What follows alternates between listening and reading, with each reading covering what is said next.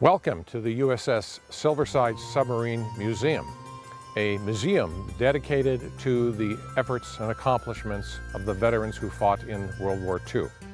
The museum behind me is a 15,000 square foot facility.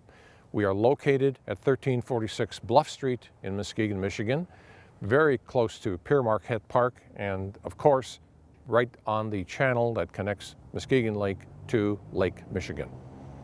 Currently, there is a course on World War II history being offered at the museum every Monday night from 6 till 9 p.m. Two instructors from Muskegon Community College have developed this course, and in cooperation with the college, the class is being offered here at the museum. Throughout the 15 weeks, each evening will have a different instructor, a different speaker, a different presenter with a specific expertise. The class is attended by students who have enrolled for credit, and the museum has made the offer to the community members to attend this lecture series if they so wish, and do so free, and of course donations are graciously and generously accepted. The topics throughout the course, if I may read from the notes that I have about the course, began on January 7th with the topic of From Versailles to Munich, talking about the transition from World War I to World War II. Subsequent weeks covered the topics of the German Blitzkrieg, crushing Poland, England Stands Alone, Hitler's Dilemma, Operation Barbarossa about Russia, Pearl Harbor, Awakening the Sleeping Giant, the Pacific Theater, Defeating the Desert Fox, and Muskegon, the Arsenal of Democracy. We invite you to come to the Silversides Museum on Monday evening, beginning Monday, January 14th, 6 p.m., to enjoy a very interesting evening about World War II history. Here we are approaching the end, and clearly VE Day. And for young people, this was just as instrumental of a marker in people's lives. Everyone of this era knows exactly where, when, what they were doing on VE Day. My grandfather had great stories he used to share with me. He was 41 years old, and his birthday was May 8th. He turned 41. He had 4 daughters at home.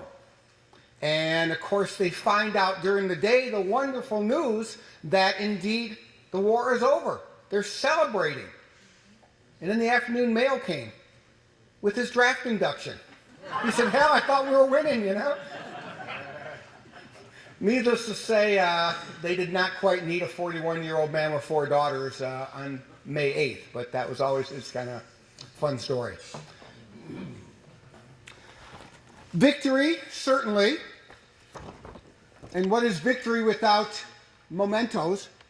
So take this, we'll pass it around, we'll start here, and make sure it ends up over with Spencer, and I'll collect it from Spencer at the end, but just one of the many mementos that remind us of what happened.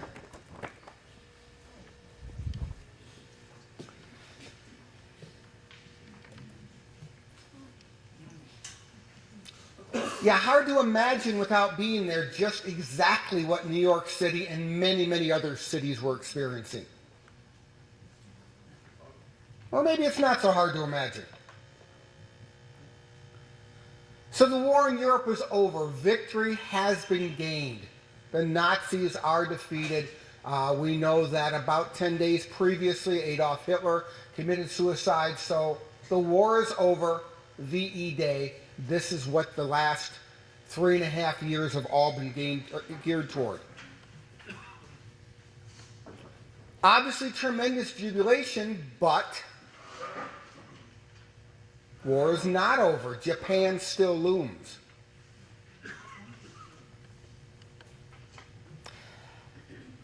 When I teach history classes, we look at defining events. And I don't know what is the most defining event of the 20th century. But I always teach because I sincerely believe that the annals of history will tell us the splitting of the atom was. Not the dropping of the bomb, but the splitting of the atom, I think, was the absolute single most defining event of the 20th century. And certainly we're only 70 plus years into what this means. But I think it was just very significant. How did this atomic bomb started? Well, again, a letter to a president. Certainly research had been being conducted, and most of us know this story. And Albert Einstein, who of course was very famous or infamous at that time, wrote a letter to President Roosevelt. And he was not alone, there were many, but warning the president of the efforts. And this is interesting because President Roosevelt, a Harvard-trained lawyer, certainly was not skilled in the atomic science of the day. But as leadership has it, he took that letter and took its words to heart. And thus he would ask Congress for $2 billion, a staggering amount in 1939. For a secret project. Well, secrets today are hard to come by. Secrets at this time were easily hard. How do you ask Congress for this tremendous amount of money and not tell them why? For national security, for the war effort. Wonderful.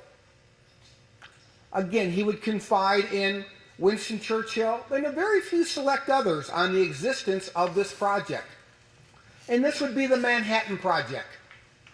It would last approximately 6 years, $2 billion, and would be spread out through the entire United States. A tremendous, labor-intensive, secret project to work on a theory. Nobody knew if this was the way to go. This was still theoretical physics or guesstimation.